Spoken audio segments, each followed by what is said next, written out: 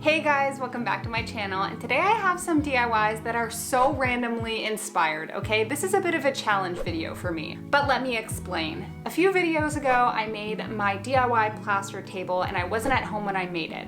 So to style that table, I purchased this cane chair that was black with natural cane. It looked so pretty.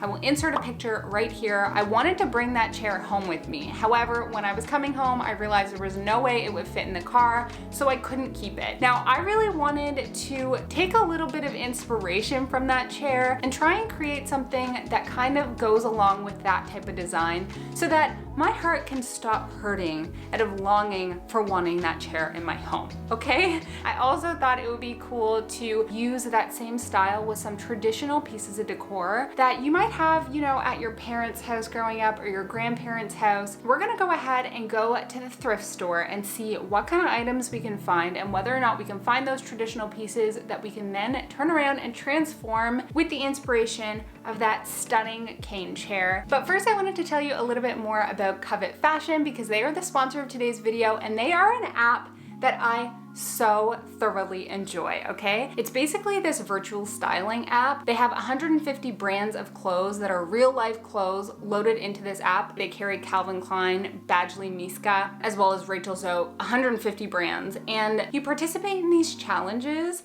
and the challenges are all really, really unique and so fun. Like they have one that is country vibes. I'm in one right now that's called Royal Oasis, and basically you enter these challenges and then you style your model to fit the theme of the challenge. You submit it and then people vote and you get to find out how much people like the outfit that you've put together. Now in the month of April, they're actually doing a campaign called Covet Sustainably, and this is where they're basically highlighting the brands that they carry that have a mission around environmental sustainability.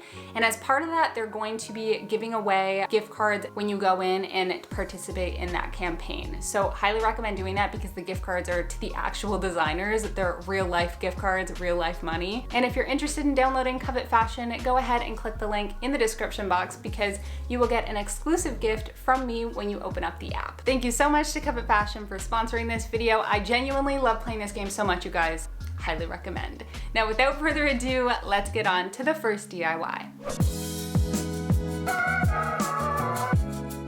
So the first DIY up is going to be a clock, but not just any clock. It's going to be a traditional clock that is definitely the type of thing you've seen at your parents' house, your grandparents' house. Very classic, and I think it's nice, it's pretty, but it's not necessarily modern and trendy, and that's what I want to transform it into. So taking that inspiration of the original black and cane chair, let's head on over to the thrift store.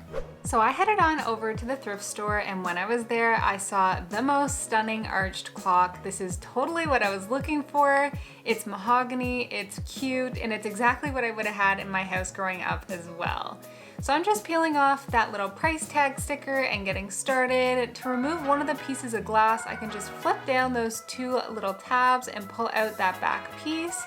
And then I am just removing some of the other pieces there. I then realize I need to remove the whole bottom section to remove the other piece of glass. So to do that, I'm basically just unscrewing those 4 screws, and then I can just slip out that other piece of glass.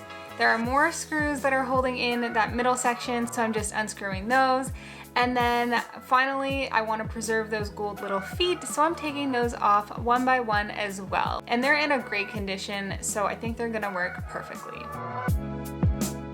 Next up, I want to change the color of the outside of the clock, so I'm just grabbing my favorite matte black spray paint and I'm giving it a good spray. I did put the clock back together to do this round of spray paint, and I did put in the back piece of glass as well. Next up, I'm grabbing a piece of cardboard as well as that other piece of arched glass. I'm placing it down and then tracing out the arched shape on the outside. After it's all traced out, I'm taking some scissors and cutting out that arched shape. To cut it out, I did have to kind of cut up a little bit and then cut to the side and pull away that little square and just keep doing that all the way around. I did kind of test out whether or not it fits into the existing clock, and it does, which is perfect. Now to cover this piece of cardboard, I'm grabbing this woven raffia that I bought online. I'm just cutting it to size, and then I'm grabbing some Mod Podge, pouring it in a little glass container, and adding it onto the back of that cardboard using a paintbrush. I'm placing down that piece of fabric and kind of holding it in place, and then I'm adding some more Mod Podge on top all over, and this is just going to secure the fabric in place and also make sure that the weaving doesn't come undone. I'm now flipping over that whole piece and adding some Mod Podge on the sides, and then to secure it in place while it dries, I'm using some paper clips. And on this side, I really did cut the material a little bit too short, so I would recommend leaving a little bit more slack than I did. I left that to dry for about 20 minutes, and then I came back and removed all of the paper clips. I also trimmed off any of the excess fabric that was kicking around there and glued down any extra pieces with some hot glue. And now it's time to figure out where we want the little clock mechanism to go. So I'm marking off the center of the arch at the top. And then I'm actually just using a big screw to screw through the material as well as the cardboard, and it made the perfect little circle. Next up, I'm just sliding that new arched piece into the clock. And this is where I'm running into some problems here. I actually had to move it off of the marble table and onto the floor to try and really jam it in there.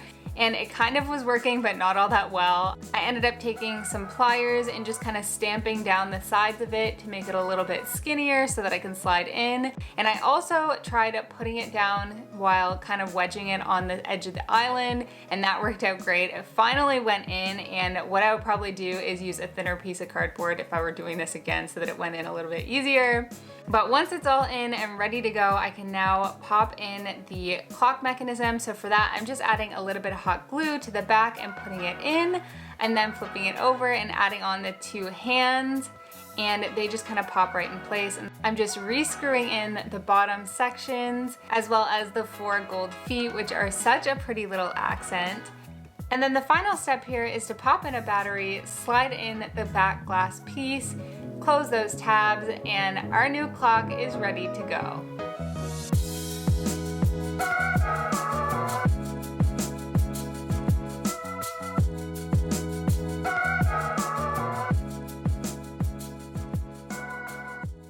I love this clock so much, you guys. I think that it matched the style so bang on. When I compare it to the inspiration of that original chair, I'm gonna have to say it's 10 out of 10. I think it matched it perfectly. It looks so great. And it also has that curved top, which I think is so cool. So 10 out of 10 in terms of that. In terms of price, I'm also gonna rate it 10 out of 10. I think it's so lovely with the price that it came with. And finally, for ease of completion, I'm gonna say that it was probably a 6 out of 10 on ease of completion. I made a few mistakes along the way. I would have done some things differently. I probably would have used thinner cardboard. I would say 6 out of 10. It wasn't too hard, and it's totally worth it in the end.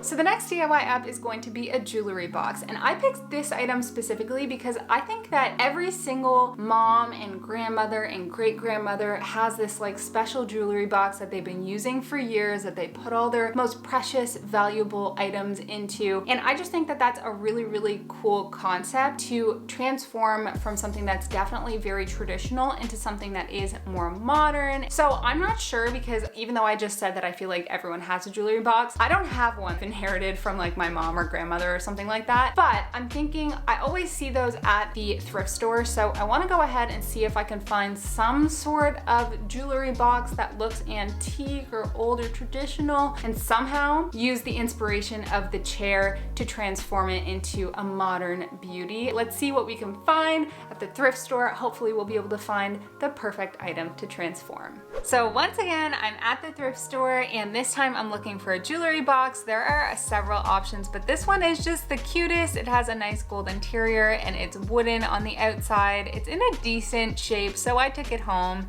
As you can see here, it's a little bit dirty. I'm just popping out that drawer. You can see lint and such in there. So I just popped off that little price tag, and I'm pouring some soap into a little bowl of water that I have.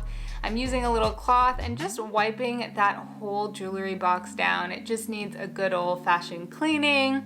So I'm just making sure all the dust and everything is gone. I'm also just using my vacuum to vacuum and clean out the inside of the drawers. I did kind of notice that there was one section here that had some drops of varnish, so I'm just taking my scraper tool out and just kind of scraping that off so that there's not going to be a weird little bump, and I got that off and good and ready to go. And now we're going to get started with coloring the jewelry box. So for that, I'm using some black acrylic paint and using my little sponge brush and adding a good coat all over that.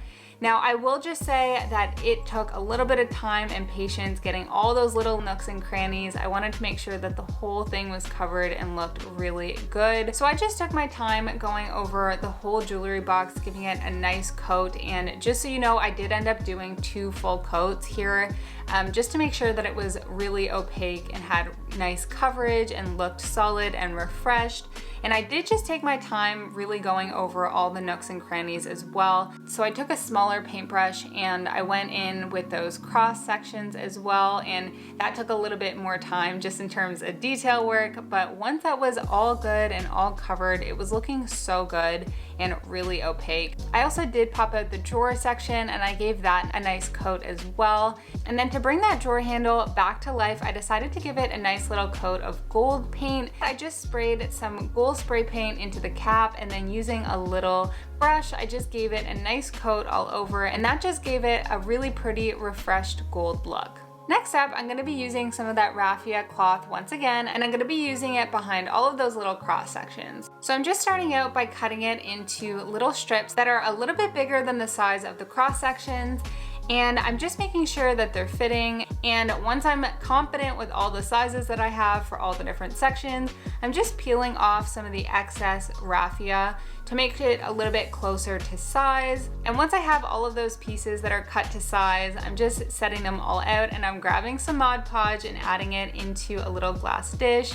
And then with my paintbrush, I'm adding a good coat on both sides of the fabric. And this is basically gonna make it so that the fabric doesn't unweave itself when we cut off all of the excess pieces. This is a little hack I wasn't sure was gonna work. I just knew I need a little solution for it coming apart, and this actually does work perfectly in the end, so I highly recommend doing this. And then once it's dry, you can come back and cut off any of the excess pieces that you have hanging off there like I do.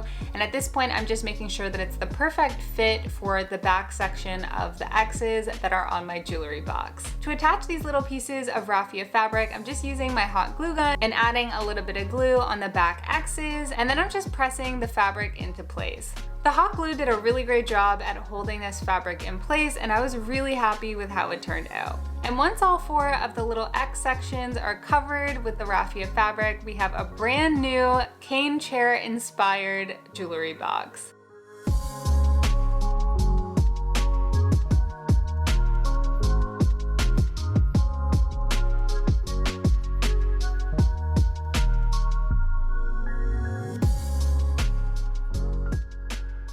So I love the details of this piece. I love the little X's throughout the whole back portion. I love the grooves, and I love the color of the inside of the little drawer. I think that this is a really, really sweet jewelry box, but I will say that I don't know how much it looks exactly like the inspo chair. I think that it's probably like a 7 out of 10 in terms of matching that style. I mean, it does match. I think it's just a little bit more angular than that is, and a little bit more subtle in terms of like the caning or the raffia. But nonetheless, I think it does still look stunning. It matches the style more or less. In terms of price, I'm gonna rate it 10 out of 10. In terms of ease of making it, 10 out of 10. It was super easy to transform. So now is the moment of truth, you guys, and I wanna know from you, between the 2 projects, which one matched my inspiration better? So we have the beautiful, stunning inspiration chair that is a piece of beauty, and part of my heart is still longing for that chair and I want it in my life. But on the other hand, I also now have a beautiful jewelry dish as well as a beautiful clock. They are inspired by that chair in terms of design, and I want to know which of the two projects meets the design of that chair better, which of the two captured the essence and spirit of that chair. Leave me a comment down below and let me know. And also, if you enjoyed this video, please go ahead and like it down below. That really helps the YouTube algorithm to push out my video, so I would really appreciate that. And in case you were wondering which one was my favorite, I'm gonna have to say it's the clock. I love the design of the clock. I still love the jewelry box, but I love the clock. It was really fun doing this type of challenge video. It's different for me, but I really enjoyed it, so hopefully we'll do more of these in the future as well. Thank you so much for watching once again. I will see you next week,